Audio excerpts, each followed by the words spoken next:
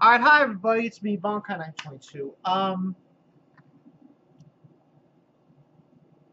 Gangsta, episode 4. I was going to buy the Godzilla game. I'm not gonna buy it. I'm not gonna buy it. Kind of a disappointment. That's the second game that has disappointed me.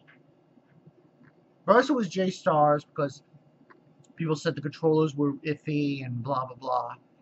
And now Godzilla, this Godzilla game sounds like a complete waste of time. Anyway, moving on. Gangster episode 4. This was very. I liked last week's episode, and I also liked this week's episode because they're showing bits and pieces of Nicholas, and Worick's past when they first met, and basically Nicholas was Worick's bodyguard when he was a kid, when he was with his family and everything, because he was rich, obviously. It wasn't called Worick back then. He was called Wallace, I believe.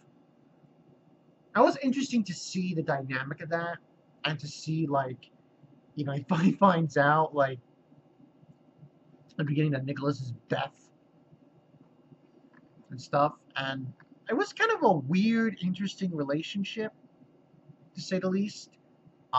Because we also find out that Worick has this special ability of his. Basically, he can memorize anything.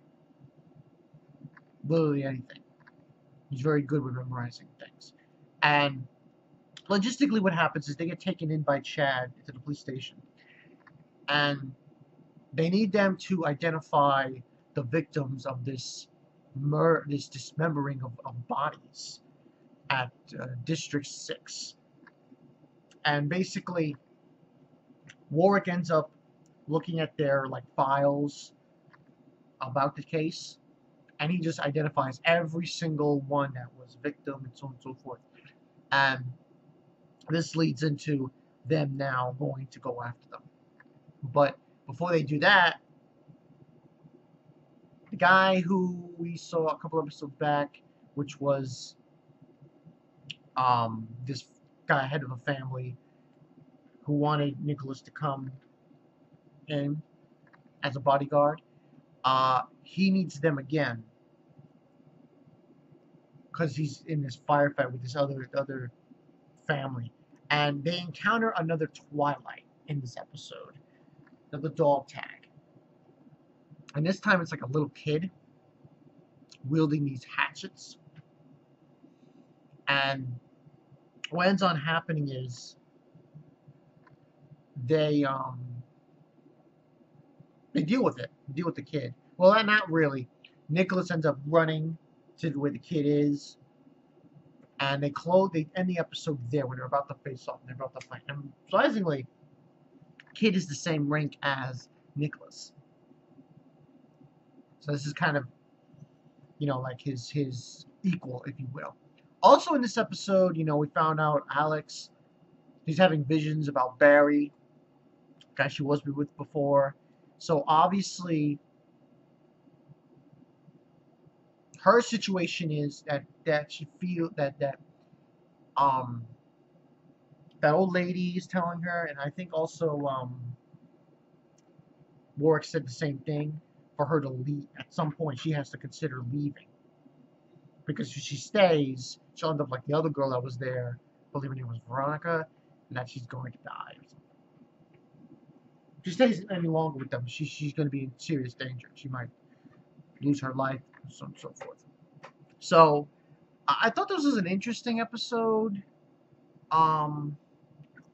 with the flashback and showing Nicholas, and back then he was called Wallace, how they were when they were kids. And you see Chad, the officer Chad, when he sees Worick when he was a little, about like 17, and how different he is, and saying how he basically didn't change. And surprisingly enough, they're in their 30s, which it's not that big of a surprise. I mean, you figure that's how old they are. But I thought this was a good episode.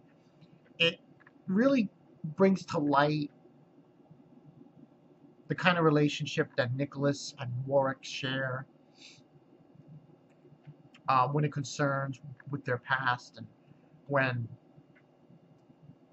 Nicholas was Wallace Warwick's bodyguard. And you get a sense, I'm not going to say there's going to be a falling out with Warwick and Nicholas, but there's definitely going to be something coming up. I have a feeling. Something's going to happen, not now, but later in the season. Like something's going to happen between them. I don't know. I just get this feeling like something crazy is going to happen. And it's like going to rather, there's going to be a struggle, and they're going to have to overcome it. They're going to overcome it, but it's going to be a struggle. So and that's just my thoughts so far on it, though.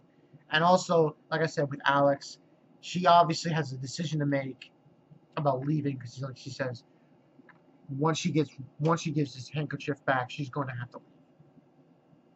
That's basically how she sees it. But good episode. 4 out of 5. Pretty damn good. I thought it was pretty damn good overall. Someone wrote a comment on my JoJo Live reaction